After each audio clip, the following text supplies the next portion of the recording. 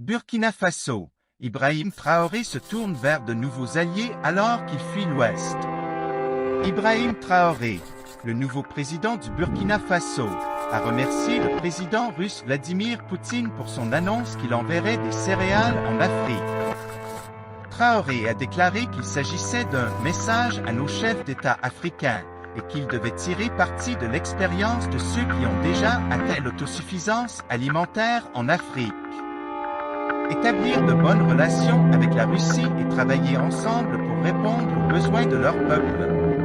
Traoré, qui a 34 ans, a été nommé président mercredi après avoir mené un coup d'État militaire en septembre.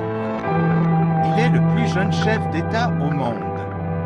Dans son allocution, Traoré a déclaré que la guerre en Ukraine avait eu un impact dévastateur sur la sécurité alimentaire en Afrique et qu'il était important que les pays africains travaillent ensemble pour s'assurer que leur population avait suffisamment à manger.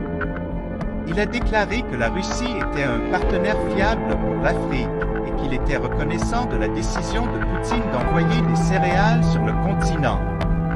Traoré a également appelé les chefs d'État africains à prendre des mesures pour garantir l'autosuffisance alimentaire de leur pays. Il a déclaré que cela était essentiel pour protéger leur peuple des effets des guerres futures et d'autres crises. Les commentaires de Traoré sont un signe de l'importance croissante de la Russie en Afrique.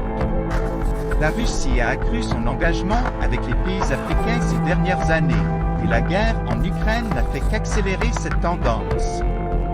Les pays africains se tournent vers la Russie pour la nourriture, l'énergie et le soutien militaire, et la Russie est impatiente d'étendre son influence sur le continent.